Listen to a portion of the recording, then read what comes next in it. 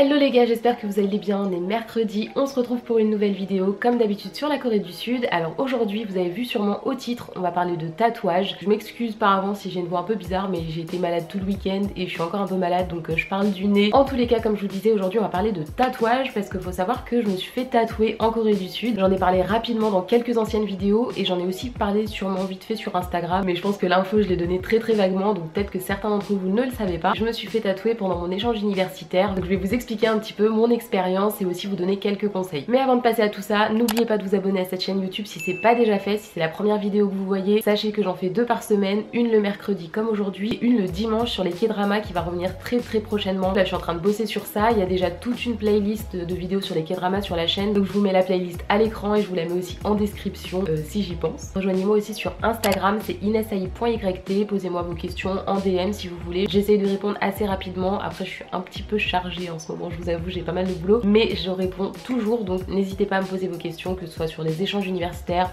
ou des tips, enfin sur la Corée en général, n'hésitez pas, on se rejoint là-bas. Tout ceci étant dit, étant rappelé les gars, on passe au sujet du jour sur les tatouages.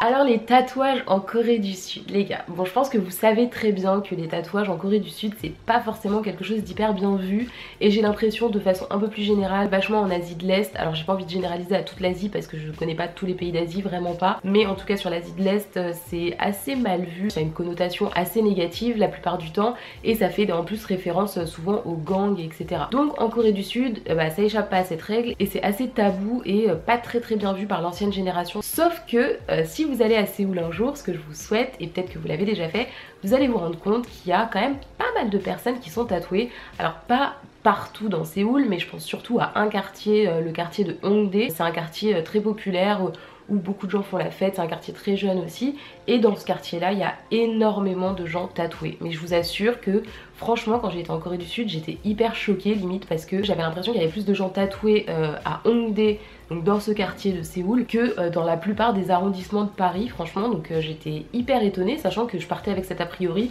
qui disait que les tatouages c'était vraiment pas très bien vu etc. Donc si vous voulez c'était un peu étonnant pour moi, mais en tout cas la réalité était qu'il y avait quand même beaucoup de gens tatoués. Le truc c'est que par contre en Corée du Sud il faut savoir que les tatouages sont illégaux. Alors c'est pas vraiment illégal mais je vais vous expliquer. En gros c'est pas illégal d'avoir des tatouages, de les exposer etc, c'est pas illégal, mais par contre le fait de faire un tatouage, donc le fait de pratiquer l'acte de tatouer, ça peut être illégal dans certains cas. Pour pouvoir exercer la profession de tatoueur, il faut avoir tout le bagage médical qui va avec, donc en gros être médecin pour pouvoir utiliser les aiguilles parce qu'en fait ils estiment que c'est un acte médical. Ce qui fait que la plupart des salons de tatouage en Corée du Sud sont illégaux, mais j'ai l'impression que c'est quand même assez toléré, enfin je veux pas dire toléré, mais c'est quand même, enfin il y en a beaucoup en fait, c'est ça qui est assez étonnant, c'est qu'il y en a vraiment beaucoup. Ils se cachent quand même un petit peu on va dire, mais ils se cachent pas non plus de fou, enfin je veux dire vous avez pas besoin d'aller à domicile et de faire votre tatouage entre guillemets clandestin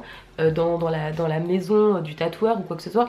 Non, il y a vraiment des tattoo shops, donc comme partout, et vous pouvez faire votre tatouage en toute tranquillité, entre guillemets, dans la discrétion. Et du coup, c'est ce que moi j'ai fait aussi. Donc maintenant que je vous expliquais un petit peu le rapport qu'a la Corée du Sud au tatouage, je vais vous expliquer vraiment mon expérience.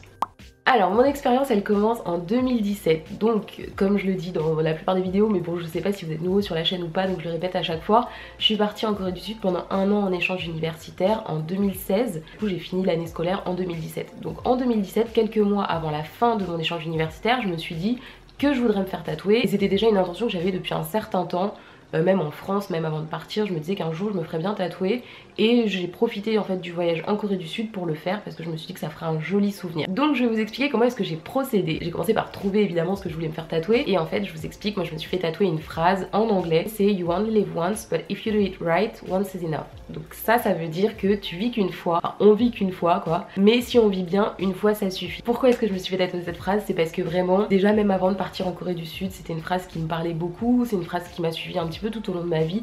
Je l'ai découverte hyper jeune, enfin peut-être au collège, un truc comme ça, enfin sur un blog je crois un peu à l'arrache, et ça m'a beaucoup suivi dans ma vie et ça a déclenché pas mal de décisions chez moi. Enfin je sais pas comment vous expliquer, mais par exemple des décisions un petit peu compliquées à prendre, j'avais un peu plus de force et de détermination pour les prendre en pensant à cette phrase. Donc, par exemple, truc tout bête, quand je suis partie en Corée du Sud, c'était quand même une décision assez particulière, enfin partir à l'autre bout de la planète, j'avais 19 ans. Donc partir à l'autre bout de la planète pendant un an alors que clairement enfin j'étais jamais partie de ma ville. J'ai toujours vécu soit chez mes parents soit sur Paris mais clairement donc à moins d'une heure de chez mes parents. Donc là vraiment partir à l'autre bout de la planète c'était un choix assez difficile. Et de base, comme je vous avais expliqué en plus dans une autre vidéo, je comptais partir en Irlande et mon choix vers la Corée du Sud s'est fait un peu au dernier moment. Donc tout ça c'est quand même des grosses décisions de vie. Cette phrase elle est complètement dans ce sens parce que ça disait un petit peu bah voilà on vit qu'une fois donc fais les choses que tu as envie de faire, n'aie aucun regret et puis juste voilà va au bout de tes idées et fais vraiment tout ce que tu veux et sans regret. Donc ça c'est la phrase que j'ai choisie, voilà pour la petite explication et je l'ai faite en Corée du Sud parce que pour moi la Corée du Sud comme je vous disais c'est vraiment la matérialisation de cette phrase étant donné que c'était un choix complètement fou entre guillemets pour moi à l'époque. Ensuite il a fallu que j'aille me faire tatouer les gars, donc forcément il a fallu que je me rende dans un salon de tatouage. Je connaissais rien du tout des tatoueurs en Corée du Sud, franchement j'en connaissais aucun, je m'étais même pas renseignée.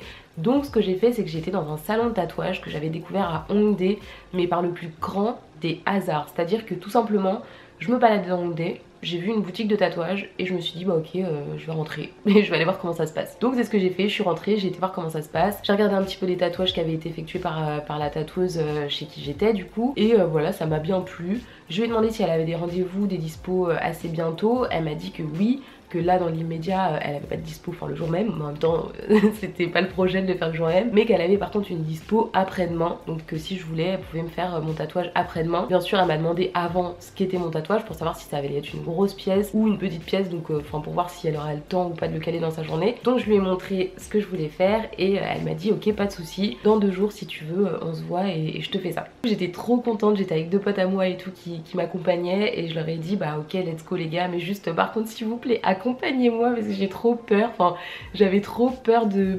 Bah, c'était mon premier tatouage donc forcément ça fait flipper et du coup j'avais besoin de soutien de mes potes. Et en plus un autre truc hyper marrant c'est que ça faisait des semaines et des mois et presque des années que je disais à mon meilleur pote que j'allais me faire tatouer. Il était avec moi en Corée du Sud et il me croyait pas. Et en fait je lui ai pas dit que j'allais me faire tatouer en Corée du Sud, donc j'ai été faire cette petite balade, ce petit repérage avec d'autres potes et lui je lui ai pas dit et je voulais vraiment lui faire la surprise parce qu'il arrêtait pas de me dire non mais tu le feras jamais, franchement ça fait des mois et des années que t'en parles mais au final tu l'as pas fait et tout, donc il y croyait pas trop. Donc je lui ai fait la surprise et d'ailleurs quand il l'a vu après que je l'ai fait, genre il y croyait pas, il me disait mais arrête de mentir, genre c'est un, je sais pas, c'est un autocollant, genre c'est un faux tatouage éphémère et tout. Je disais non non, non non je me suis vraiment fait tatouer. Il en revenait pas, c'était trop marrant. Mais en tout cas pour en revenir donc au rendez-vous, et bah écoutez 2 jours après je me suis pointée avec mes 2 potes et on a commencé la séance tout simplement. Donc on est monté, il y avait un étage où elle faisait les tatouages etc. Donc elle m'a montré un petit peu des polices d'écriture pour que je puisse choisir quel style d'écriture je voulais. J'ai choisi avec elle. Ensuite elle m'a posé le stencil, elle l'a positionné, repositionné. Je crois que j'ai changé 2 fois de place parce que ça me plaisait pas trop, c'était soit trop bas, soit trop haut et tout. Enfin ça c'est un petit peu normal d'être exigeant sur ça parce que c'est un truc indélébile qui s'enlèvera jamais de ta vie. Donc je voulais vraiment bien le placer quoi, c'est logique. Et une fois qu'il était bien placé, je me suis allongée sur la table, enfin la table de tatouage quoi on va dire. Et ça a commencé. Alors pour être honnête avec vous, franchement en termes de douleur, au début ça a complètement été. Pour vous donner un ordre d'idée, mon tatouage il a pris à peu près, je dirais peut-être 1h30, on va dire, 1h30, 2 heures je pense, ouais 1h30. Et en fait pendant genre la première heure, c'était nickel, bon elle faisait son truc et tout, moi je parlais un peu avec mes potes, après ils se sont partis un peu se balader parce que bon c'est un peu chiant aussi de rester 1h30 à regarder une meuf se faire tatouer. Et franchement tout se passait très bien, c'était voilà, c'était pas hyper agréable, mais c'était pas non plus désagréable au possible, jusqu'à ce que les gars, elle repasse. Ça c'était pendant je pense les 30 dernières minutes. Elle repassait sur chaque lettre. Je sais pas trop ce qu'elle faisait parce que je voyais pas du coup vu que c'est sur mes côtes, mais elle repassait quelque part. En tout cas j'avais l'impression pendant 30 minutes qu'elle repassait au même endroit. Genre vraiment j'avais trop mal, trop mal, et j'avais l'impression que c'était l'aiguille, elle était à un endroit, un seul depuis 30 minutes, c'était horrible. Donc franchement pour les 30 dernières minutes j'avoue j'ai douillé, j'ai vraiment douillé. Mais sinon pour la première heure en tout cas ça a été. Et je me rappelle qu'en plus mes potes ils sont arrivés genre 15 minutes avant la fin. J'étais là en train de souffrir et tout, ils étaient trop inquiets, ils me disaient mais t'es sûre que ça va et tout, tu veux le finir et ça. J'étais là oui je vais le finir mais juste... ça fait trop mal quoi. Mon tatouage s'est terminé, elle me l'a montré, j'étais hyper contente, franchement trop contente. Elle m'a raconté les étapes suivantes, donc comment est-ce qu'il faut en prendre soin et tout, qu'il faut pas le mouiller, qu'il faut bien le couvrir avec du cellophane, qu'il faut l'hydrater etc. Enfin les étapes classiques je pense d'un tatouage. Donc elle m'a expliqué tout ça et ensuite j'ai payé, je l'ai remercié beaucoup et je suis partie. Au niveau du prix, parce que je pense que c'est une question que vous allez vous poser et que vous allez me poser aussi, je sais plus exactement. Malheureusement j'ai plus le prix exact en tête, mais je sais que c'était entre 130 je pense et 180 €. Ok, la fourchette est assez large, mais je vous avoue que je sais plus. Franchement, ça fait hyper longtemps maintenant et je crois même pas que j'avais converti en euros le prix à l'époque. J'avais juste payé en won et tout, je m'en fichais un petit peu. Enfin, je voulais vraiment le faire, donc si vous voulez, peu importe le prix qu'elle allait m'annoncer, bon, dans la limite du raisonnable quand même, mais ça m'était égal, donc j'avais pas converti. Je pense, ouais, en tout cas que c'était ça. C'était entre, allez, disons 100 et 180 € je pense. Donc voilà, je suis partie. Chose à savoir aussi, c'est qu'elle m'avait dit éventuellement de revenir dans 2 mois pour faire des retouches si besoin, si la couleur avait trop dégorgé, etc. Sauf que je pense que j'ai fait mon tatouage moins de 2 mois avant de partir, parce que je me rappelle qu'à l'époque je lui avais dit que je serais plus en Corée du Sud à ce moment-là et que du coup je pourrais pas repasser pour la retouche. Et du coup j'ai prié pour que ça ne dégorge pas trop et au final ça a pas trop dégorgé, donc je suis contente. À ce jour j'ai toujours pas fait de retouche, je l'ai fait en 2017, donc ça commence à faire un moment maintenant. Et franchement il se porte très bien, enfin je vais vous montrer les photos. Il est un peu plus terne que le lendemain du jour où je l'ai fait, c'est logique. Mais je pense que c'est un petit peu le destin de tous les tatouages, donc c'est pas trop un problème. Maintenant que je vous ai expliqué ça, on va passer un petit peu sur mes conseils. Les conseils que je souhaiterais vous donner concernant les tatouages que vous allez faire en Corée du Sud, bon, ou ailleurs j'ai envie de vous dire, mais là, on va parler vraiment du cas de la Corée du Sud. C'est première chose, ne faites pas du tout comme moi. En fait, déjà on va commencer par là, ne faites pas du tout comme moi, parce que moi je me suis pas renseignée sur le salon, j'ai pas recueilli d'avis, j'ai pas regardé sur internet, j'ai juste rien fait. Je suis rentrée dans la boutique, j'ai regardé vite fait les dessins, j'ai pris rendez-vous et je me suis fait tatouer. Dans mon cas ça s'est hyper bien passé, la tatoueuse était hyper gentille en plus et elle m'a fait mon tatouage très bien, mais le truc c'est que ça aurait aussi pu mal se passer. Faites ce que je dis mais pas ce que je fais pour le coup, et renseignez-vous sur le salon de tatouage dans lequel vous voulez aller. Limite essayez de regarder un petit peu sur Instagram et de choisir le style de tatouage que vous aimez bien, et du coup aller dans ce salon en particulier pour rencontrer les artistes tatoueurs et tout, mais faites pas les choses à l'envers comme je les ai faites, donc faites gaffe. Sur Instagram il y a énormément de pages de tatouage en Corée, franchement. Moi il y a une autre page d'ailleurs, si je me suis toujours dit que si je repartais en Corée pour me refaire tatouer pour le coup, j'irais sûrement dans un salon de tatouage qui s'appelle Playground Tattoo. Ils ont une page Instagram, je trouve que les tatouages sont hyper beaux, hyper minimaliste, très simple et très fin. J'adore ce style de tatouage, donc je pense que si je me refais tatouer, je me referai tatouer dans ce salon là. Un petit truc un peu sympa et un peu délicat quoi. La conclusion c'est vraiment renseignez-vous. Après bon bah de toute manière enfin écoutez, j'ai envie de vous dire, c'est un peu logique, mais écoutez vraiment les préconisations du tatoueur pour prendre soin de votre tatouage juste après vous êtes fait tatouer. Donc genre l'hydratation, pas le gratter. Ah oui parce que j'ai oublié de vous préciser ça, mais moi pendant des semaines juste après m'être fait tatouer, enfin des semaines, je sais pas, mais en tout cas au moins des jours, ça m'a super gratté. Heureusement que la tatoueuse m'avait prévenue et elle m'avait dit il faut vraiment que tu te battes avec tes démangeaisons pour pas le gratter, parce que sinon ça peut abîmer le tatouage final du coup. Donc ça j'ai dû me battre avec moi-même parce que je vous jure que ça a gratté de fou.